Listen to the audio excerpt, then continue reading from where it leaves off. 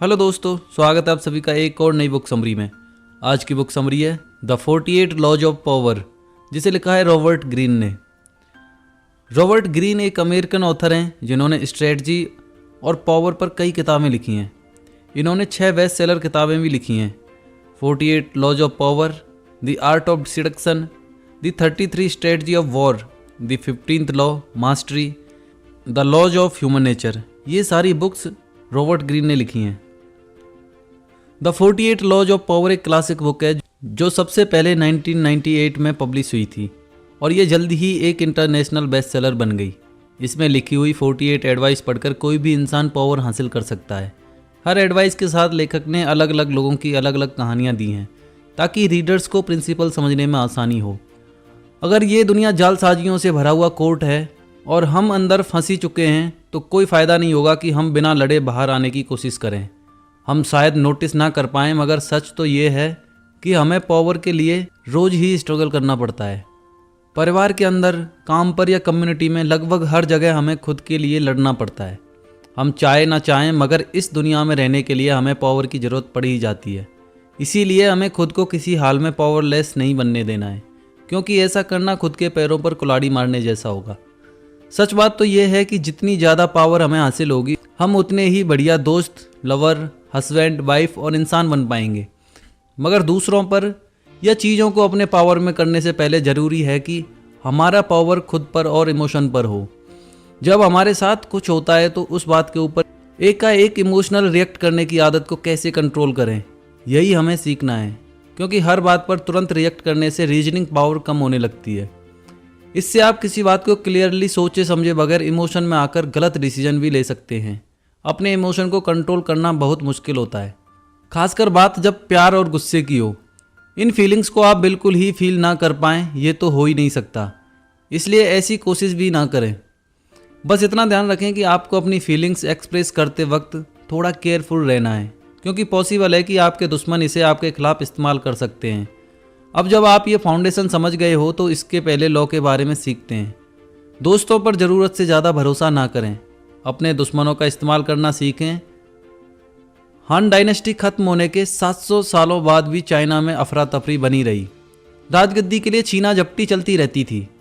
हर नए राजा को मौत के घाट उतार दिया जाता था और आर्मी तख्ता पलट करती रहती थी।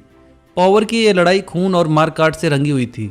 ऐसे ही एक राजा को उसके जनरल्स ने मार डाला और उसके बाद अपने में से ही सबसे स्ट्रांग आदमी को चुनकर उसे राजा बना दिया था। इस नए राजा ने भी अपनी कुर्सी सलामत रखने के लिए अपने सारे पावरफुल आदमियों को मरवा दिया। मगर कुछ सालों में वो खुद भी मारा जाएगा, क्योंकि उससे छोटी उम्र वाले नए जनरल उसके खिलाफ साजिश रचकर उसको और उसके बेटे को मार देंगे। ये पैटर्न यूं ही चलता रहेगा। जो भी राजा बनेगा उसकी जान हमेशा खतरे में रहेगी, क्योंकि उसका हर कोई दुश्मन है। चाइना का एम्परर बनने का मतलब है एक अकेला इनसिक्योर राजा जिसके हाथ में कोई असली पावर नहीं है। मगर जब 959 एडी में जनरल चाओ कुयांगिन को पावर मिली, तब ये सारा गेम ही चेंज हो गया। वो एम्परर सुंग बना। उसे अपनी सिचुएशन के बारे में अच्छे से पता था कि आने वाले कुछ सालों बाद उसका भी खून हो सकता है। उसने इस चीज़ को रोकने का रास्ता सोचा। राजा बनने के बाद एम्परर सुंग ने अपने सभी आर्मी जनरल को पार्टी सेलिब्रेट करने के लिए इनवाइट किया। पार्टी में जब लोग वाइन के नशे में धुत हो गए, तब एम्परर ने जनरल्स को छोड़कर बाकी लोगों और गार्ड्स को वहाँ से चले जाने का हुक्म दिया। अब एम्परर के साथ कोर्ट में सिर्फ जनरल्स रह गए थे। उन्होंने सोचा कि एम्परर सुंग उन्हें मरवाने का हुक्म देगा, मगर ऐसा नहीं हुआ। एम्परर सुंग ने उनसे कहा, रोज़ मेरा दिन डर के साए में गुजरता है। खाने की टेबल और मेरे बिस्तर दोनों जगहों पर मुझे मज़ा नहीं आता। मुझे यकीन है कि आप में से कोई भी अपने साथ यही सब देखने के लिए राजा बनने के सपने नहीं ले रहा होगा। एम्परर सुंग की बात सुनकर जनरल्स डर गए। उन्होंने एम्परर के खिलाफ कोई साजिश ना रचने और हमेशा वफादार बने रहने का वादा किया। मगर एम्परर सयाना था। उसे पता था कि दौलत के लालच में इंसान कुछ भी कर सकता है। एम्परर सुंग ने उनसे वादा किया, जिंदगी जीने का सबसे अच्छा तरीका यही है कि इज्जत और अमीरी में सुकून भरे दिन गुजारे जाएं। अगर आप लोग अपना कंट्रोल छोड़ने को तैयार हो तो मैं वादा करता हूँ कि आप सबको फाइन एस्टेट और दौलत से माला माल कर दूंगा। जनरल्स हैरान थे कि एम्परर उन्हें दौलत और सिक्योरिटी देना चाहता है। अब उन्हें डरने की कोई ज़रूरत नहीं थी। अगली सुबह हर एक जनरल को उसकी पोस्ट रिजाइन कर दी गई और साथ ही उन्होंने एम्परर सुंग से अपना रिटायरमेंट भी एक्सेप्ट कर लिया। अब वे अपने अपने एस्टेट के नोबल और मास्टर बन गए थे जो एम्परर ने उन्हें बख्शा था। सिर्फ एक ही झटके में एम्परर सुंग ने अपने दुश्मनों को अपना वफादार बना लिया था। एम्परर सुंग अपना किंगडम एक ही झंडे के नीचे लाना चाहता था। दूर साउथ के इलाके हान में सालों से बगावत की लड़ाई चल रही थी। लियू वहाँ का राजा था। जब रेवेल ने सरेंडर किया तो एम्परर ने उन्हें कोई पनिश नहीं किया, बल्कि उसने राजा लियू को अपने कोर्ट में एक पोजीशन दे दी। यही नहीं, एम्परर ने दोस्ती के तौर पर उसे अपने साथ वाइन पीने के लिए इनवाइट किया। पैलेस में एम्परर सुंग ने राजा लियो को वाइन का गिलास दिया, पर राजा लियो पीने से डर रहा था क्योंकि उसे लगा कहीं इसमें जहर ना हो। उसने एम्परर से कहा, योर मैजेस्टी, मैं जानता हूँ कि जो गलती इस गुलाम से हुई है उसकी सज़ा सिर्फ मौत है, मगर फिर भी मैं आपके सामने जान की भीख मांगता हूँ, इसलिए मुझे माफ़ करें क्योंकि मैं ये वाइन नहीं पी सकता। ये बात सुनकर एम्परर हंस पड़ा। उसका कोई इरादा नहीं था राजा लियू को जहर देने का। राजा लियू को यकीन दिलाने के लिए उसने वो वाइन खुद पी ली। उस दिन से राजा लियू एम्परर का लॉयल बन गया। जो कभी बहुत बड़ा रेवेल था, अब वही एम्परर का सबसे पक्का दोस्त बन गया था। एम्परर सुंग ने जनरल्स को बड़े बड़े एस्टेट गिफ्ट करके होशियारी का काम किया था। अब उनसे एम्परर को कोई डर नहीं था। उन्हें मारने से तो अच्छा था कि अपना लॉयल बना लिया जाए, और इससे आर्मी का तख्ता पलट भी हमेशा के लिए रुक गया। एम्परर सुंग पहला था जिसने चाइना में सिविल वार और वायलेंस को ख़त्म किया। सुंग डायनेस्टी 3 सेंचुरी तक चाइना में राज करती रही। वो आदमी ज़िंदगी भर आपका एहसानमंद रहेगा जिसे आपने मौत की सज़ा से बचाया हो। ऐसा आदमी आपकी खातिर दुनिया के आखिरी कोने में भी चला जाएगा। जब आप अपने दुश्मनों से दोस्ती कर लेते हैं तो वो आपके दोस्तों से भी ज़्यादा भरोसेमंद निकलते हैं। हमारे दोस्त अक्सर लड़ाई ना हो जाए ये सोचकर हर बात पर हामी भर लेते हैं। आपको बुरा ना लगे इसलिए वे अपनी क्वालिटी छुपा कर रखते हैं। हो सकता है कि आप उनको इतने अच्छे से नहीं जानते जितना आपको लगता है। हो सकता है कि वे आपसे जलते हों। जब कोई मुसीबत आती है तो अक्सर दोस्त भाग जाते हैं। दूसरी तरफ आपके दुश्मन हैं जो किसी सोने की खान से कम नहीं है, बस आपको ये खान खोदनी है। नेक्स्ट है अपने इरादे छुपा कर रखें। 17वीं सदी में फ्रांस की एक बहुत मशहूर नाचने वाली हुआ करती थी जिसका नाम था निनोन डी लैंग्सोस। वो इतनी खूबसूरत थी कि बड़े बड़े पॉलिटिशियन, थिंकर, राइटर उसके प्यार में पागल थे। प्यार के मामले में वो औरत काफ़ी एक्सपीरियंस्ड थी। निनोन ये बात जानती थी कि सेडक्शन एक गेम है, एक आर्ट है जिसमें प्रैक्टिस से परफेक्ट बना जा सकता है। धीरे धीरे वो मशहूर होती चली गई। फ्रांस के अमीर घरों के लड़के उसके पास आते थे। वो उन्हें प्यार करना सिखाती थी। उन्हीं में से मर्क्यूएस बस 22 साल का ही था। वो बहुत अमीर और हैंडसम था, मगर प्यार के मामले में बिल्कुल अनाड़ी था। तब तक निनोन 62 साल की हो चुकी थी, फिर भी काफ़ी फेमस थी। उसने मर्क्यूएस की स्टोरी सुनी। उसे एक जवान और सुंदर काउंटेंस से प्यार हो गया था, मगर उसे समझ नहीं आ रहा था कि अपने प्यार का इजहार कैसे करें, और इस चक्कर में उससे बहुत गलतियां भी हुईं। सबसे पहले तो निनोन ने मर्क्यूएस को समझाया कि प्यार किसी जंग से कम नहीं है। उसने समझाया कि मर्क्यूएस को अपना हर स्टेप प्लान करना पड़ेगा और फिर ध्यान से उन प्लान्स को एग्जीक्यूट करना होगा। निनोन ने मर्क्यूएस को कहा कि वो अब प्यार की जंग के लिए तैयार हो जाए। उसे काउंटेंस से दूरी बनानी होगी और उसको इग्नोर करना पड़ेगा। मर्क्यूएस जब काउंटेंस से दोबारा मिला तो एक दोस्त की तरह मिला। उसकी इस हरकत से काउंटेंस को लगा कि वो सिर्फ दोस्ती करना चाहता है। वो इस बात से थोड़ी कंफ्यूज हो गई। अब अगला स्टेप था काउंटेंस को जलाना। मर्क्यूएस हसीन और जवान लड़कियों के साथ पूरे पेरिस में घूमने लगा। इससे काउंटेंस खूब जली और उसे यकीन हो गया कि सारी लड़कियां मर्क्यूएस को पाना चाहती हैं। निनोन ने एक्सप्लेन किया कि औरत ऐसे मर्द को चाहती है जिसके पीछे पहले से ही बहुत सी औरतें पड़ी हों। ऐसे आदमी का प्यार जीतने में उसे ज़्यादा खुशी मिलती है। काउंटेंस को कंफ्यूज करने और जेलस फील कराने के बाद उसे सेड्यूस करने का यही सही टाइम होगा। मर्क्यूएस को अब अपना रूटीन चेंज करना था। उसका कोई अगला कदम बिल्कुल अनप्रेडिक्टेबल होना चाहिए। उसे उन इवेंट्स को अवॉइड करना था जहां काउंटेंस के आने के चांसेस थे, और उन सैलून्स में जाना था जहां काउंटेंस अक्सर आती थी। 2 हफ्ते बाद ही मर्क्यूएस इन सारे स्टेप्स में माहिर हो गया। निनोन उसकी प्रोग्रेस नोट करती थी। उसके जासूस उसे सारी खबर पहुंचाते थे। वो खूब हंसती थी जब मर्क्यूएस आकर उसे सारी कहानियां सुनाता था। निनोन ने सुना कि वो खूबसूरत काउंटेंस अब मर्क्यूएस के लिए बेकरार हो रही थी। वो उसके बारे में पूछताछ करती रहती थी।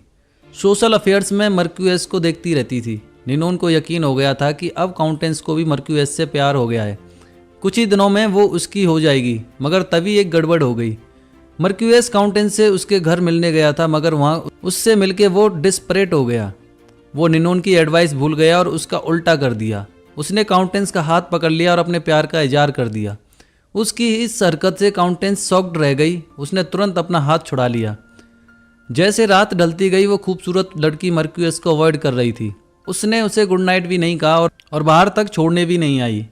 मर्क्यूस जब दोबारा उसके घर गया तो उसे बताया कि काउंटेंस कहीं बाहर गई है, मगर मर्क्यूस उसके घर कई बार गया। फिर एक दिन काउंटेंस ने उसे अंदर बुला लिया, मगर अब सब कुछ बदल चुका था। जो काउंटेंस उसे चाहने लगी थी वो अब मर्क्यूस को देखकर अनकंफर्टेबल और ऑकवर्ड फील कर रही थी, और इस तरह एक लव स्टोरी का एंड हो गया। ज़्यादातर लोग हर वक्त वही बोलते हैं जो वे फील कर रहे होते हैं। वे सबके सामने अपना ओपिनियन रख देते हैं। ऐसे लोग अपना इंटेंशन और प्लान तुरंत सबको बता देते हैं। हालांकि हम इंसानों के लिए ऐसा करना बड़ा ही नेचुरल और आसान है, मगर लोगों से अपनी बातें छुपा कर रखना इतना आसान नहीं होता। उसके लिए एफर्ट करना पड़ता है। और सबसे बढ़कर हम में से बहुत से लोग ये मानते हैं कि ऑनेस्टी एक अच्छे इंसान होने की निशानी है, इससे आप सबका दिल जीत लेंगे। मगर कभी कभी ये सच नहीं होता। ऑनेस्टी असल में एक ब्लंट इंस्ट्रूमेंट की तरह है जो बचाने से ज़्यादा काटने पर काम करता है। जब आप ज़रूरत से ज़्यादा ऑनेस्ट बनते हैं तो आप प्रेडिक्टेबल बन जाते हैं। ना तो लोग आपसे डरेंगे, ना ही रिस्पेक्ट करेंगे। पावरफुल बनने के लिए यही सही होगा कि ऑनेस्टी को साइड में रखा जाए। अपने ट्रू इंटेंशन को छुपाना सीखिए, यह आपके बहुत काम आएगी। लोग उसी पर यकीन करते हैं जो वो देखते सुनते हैं। धोखा देना ज़्यादा आसान होता है। ऐसा शो कराइए जैसे आप कुछ और चाहते हैं। इससे आप पूरे फ्री होकर अपने रियल गोल्स पर ध्यान दे सकते हैं। सिडक्शन के गेम में कॉन्फ्लिक्ट लाए जैसे एक ही वक्त में चाहत और बेरुखी दोनों दिखाइए। इससे ना सिर्फ वो भटक जाए बल्कि आपको पाने के लिए उसके अंदर एक आग भड़क जाए। नेक्स्ट है, कभी भी अपने मास्टर से आगे ना निकलें। गैलीलियो एक इटालियन साइंटिस्ट था। सन 1600 के शुरुआती दिनों में वो बड़ी प्रॉब्लम से गुजर रहा था, क्योंकि उसे अपने रिसर्च की फंडिंग के लिए रूलर्स पर डिपेंड रहना पड़ता था। गैलीलियो ने जितनी भी डिस्कवरीज और इन्वेंशन किए वे सब उसके रूलर्स को डेडिकेट थे। तब रिनेसेंस के टाइम में हर साइंटिस्ट को यही करना पड़ता था। जब उसने मिलिट्री कंपास का इन्वेंशन किया तो उसको वो ड्यूक ऑफ गोगांजा के सामने पेश करना पड़ा। उसने इस कंपास को यूज करने के बारे में एक किताब भी लिखी थी। ये किताब गैलीलियो ने मेडिसी फैमिली को दी थी। ड्यूक और मेडिसी दोनों बहुत इंप्रेस हुए और उन्होंने गैलीलियो को और स्टूडेंट दिए। हालांकि गैलीलियो ने कई ग्रेट डिस्कवरी की, फिर भी उनके रूलर्स हमेशा उन्हें बस गिफ्ट देकर पे करते थे, कभी कैश नहीं देते थे। इससे गैलीलियो हर चीज़ के लिए अपने रूलर्स पर डिपेंड रहते थे। अपनी रोजी रोटी चलाने के लिए उन्हें अपने रूलर्स का फेवर लेना पड़ता था। 1610 में गैलीलियो ने जुपिटर के मून की डिस्कवरी की। इस बार उसने एक नई स्ट्रेटजी अपनाई। उसने अपनी डिस्कवरी को अपने हर पैट्रन के हिसाब से बांट दी, जैसे किसी के लिए टेलीस्कोप, दूसरे के लिए कोई किताब वगैरह वगैरह। इस बार गैलीलियो ने मेडिसिस पर फोकस किया। उसने जुपिटर के मून की डिस्कवरी उनके नाम कर दी। ये बहुत बढ़िया टेक्निक थी, क्योंकि जुपिटर हमेशा से ही मेडिसी फैमिली का सिंबल रहा था। क्योंकि मेडिसी फैमिली के फाउंडर कोसिमो वन जुपिटर को बहुत पावरफुल गॉड मानते थे। ग्रीक माइथोलॉजी में जुपिटर को जियूस कहा जाता है। कोसिमो फर्स्ट ने जुपिटर को मेडिसी डायनेस्टी के पावर का सिंबल मान लिया था। उसने 1540 में मेडिसी की फाउंडेशन की थी। गैलीलियो ने अनाउंस किया कि उसने जुपिटर के मून्स की खोज कोसिमो II के कोरोनेशन डे पर की थी। उसने सारी इटली और कोर्ट के आगे मेडिसी को ये ऑनर दिया। जुपिटर के 4 मून हैं। गैलीलियो ने दावा किया कि चारों मून कोसिमो II और उसके 3 भाइयों का सिंबल है। चारों मून्स जुपिटर के चारों तरफ उसी तरह घूमते हैं जैसे मेडिसी के फाउंडर कोसिमो I के चारों बेटे। ये सब करके गैलीलियो ने पूरी इटली को ये दिखाने की कोशिश की कि मेडिसी डायनेस्टी को हेवन की ब्लेसिंग्स मिली हुई हैं। गैलीलियो ने एक एम्बलम भी बनाया जिसने आसमान में 4 स्टार्स के बीच में गॉड जुपिटर को दिखाया गया था। उसने इस एम्बलम को कोसिमो II के नया सिंबल बनाकर पेश किया। गैलीलियो ने जो एफर्ट किया उसके काम आया। उसी साल कोसिमो II ने उसे राज्य का ऑफिशियल मैथमेटिशियन और फिलोसफर बना दिया। अब उसे पूरी सैलरी मिलने लगी थी। अपने इस काम की वजह से अब वो किसी पैटर्न पर डिपेंड नहीं था। अब उसे किसी के आगे हाथ फैलाने की ज़रूरत नहीं थी। सारे मास्टर अपने सब्जेक्ट्स के सुपीरियर बनना चाहते थे। उन्हें ये डर होता है कि उनके सब्जेक्ट उनसे ज़्यादा इंटेलिजेंट और ब्रिलियंट ना बन जाएं। उन्हें इन्वेंशन और साइंस डिस्कवरी से कोई लेना देना नहीं होता। उन्हें तो बस अपने नाम और अपनी शान की फिक्र रहती है। मेडिसी फैमिली का नाम आसमान के सितारों से जोड़कर गैलीलियो ने उन्हें और भी ज़्यादा ऑनर दिया था।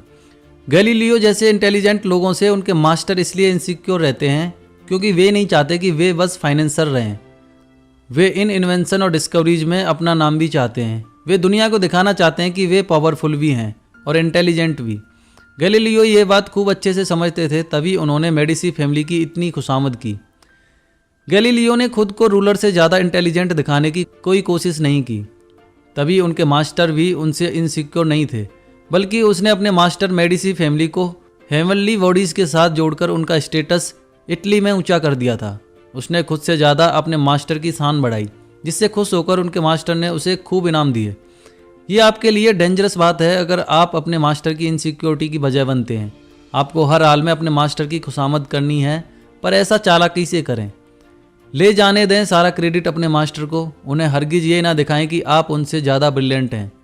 मासूमियत से अपना काम करते रहें, हर काम में मास्टर की सलाह ज़रूर लें, और अगर कोई कमाल का आइडिया आपके दिमाग में आता भी है तो उसका क्रेडिट भी मास्टर को दे दें। अगर आप अपनी पावर चाहते हैं तो अपनी खूबियों को छुपा कर रखें, लोगों को नाम कमाने दें, आप उन्हें बिल्कुल भी इनसिक्योर फील ना कराएं। जब आपका वक्त आएगा तब यही बात आपके लिए एक एडवांटेज बन जाएगी। नेक्स्ट है उतना ही बोलें जितनी ज़रूरत हो। बहुत पहले फ्रेंच कोर्ट में ये रिवाज था कि स्टेट इश्यूज पर पहले डिस्कस किया जाता था, फिर उन्हें राजा के सामने पेश करते थे। नोबल्स और मिनिस्टर्स के बीच कई दिनों तक बहस चलती रहती थी, फिर उन्हें अपने 2 रिप्रेजेंटेटिव चुनने होते थे। दोनों लुइस 14 के बारे में बारी बारी से अपने व्यूज एक्सप्लेन करते थे। अब राजा को डिसाइड करना था कि स्टेट इश्यूज के लिए कौन सा रेजोल्यूशन बेस्ट होगा। आखिर में रिप्रेजेंटेटिव राजा के पास आए, उन्होंने इश्यूज रखे और उन्होंने रिजॉल्व करने के 2 बेस्ट पॉसिबल टैक्टिक्स भी बताए। लुइस 14 बस सुनते रहे, उनके चेहरे पर कोई एक्सप्रेशन नहीं थे। जब वे लोग अपनी बात पूरी कर लेते तो राजा कहता मैं देखता हूँ, और बस यही बोलकर वो कोर्ट से चला जाता। लुइस 14 उस सब्जेक्ट पर कभी फिर बात नहीं करता था। उसके कोर्टमैन को कुछ दिनों बाद पता चलता था कि उसने क्या डिसीजन लिया था, क्योंकि तब तक लुइस स्टेट इश्यूज पर काम करवा चुका होता था। उसकी चुप्पी से किसी को भी ये पता नहीं चलता था कि उसके दिमाग में क्या चल रहा है।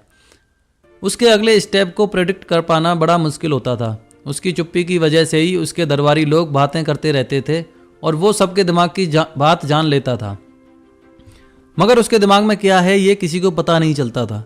लुइस 14 उन लोगों से मिली इन्फॉर्मेशन को उनके खिलाफ भी इस्तेमाल करता था, जिसकी वजह से वो बहुत पावरफुल बन गया था और लोग उससे डरते थे। वो किसी को भी उखाड़ फेंक सकता था क्योंकि उसे सबकी कमजोरी मालूम थी। तो इस तरह से साइलेंस लुइस 14 का सबसे बड़ा हथियार था। अपनी बातों को लिमिट रखने से ना सिर्फ आप पावरफुल बनेंगे, बल्कि इससे आप कई गलतियां करने से भी बच सकते हैं। जब आप बिना सोचे बोल देते हैं तो कई बार गलत या बेवकूफ़ी की बात भी बोल देते हैं और इससे आप मुसीबत में पड़ जाते हैं। साल 1825 में रसिया में एक रेवोल्यूशन हुआ था। निकोलस तब नया जार बना था, मगर लिबरल्स चेंज चाहते थे।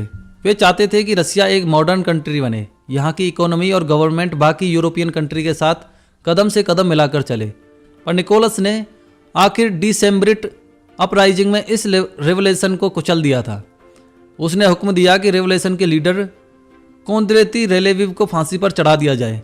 रेलेविव के गले में फांसी का फंदा था और वो एक प्लेटफॉर्म पर खड़ा था। उसके पाँव में पास दरवाजे खुल गए थे कि तभी उसके फंदे की रस्सी टूट गई और वो जमीन पर गिर पड़ा। उस जमाने में किसी मुजरिम के फंदे की रस्सी टूटना ऊपर वाले का चमत्कार माना जाता था और अक्सर मुजरिम को छोड़ दिया जाता था। लेकिन रेलेविव खड़ा हुआ और भीड़ के सामने जाकर चिल्लाया, देखा आप लोगों ने, रसिया में इन लोगों को कोई काम नहीं आता, यहाँ तक कि उनसे एक ढंग की रस्सी भी नहीं बनाई जाती।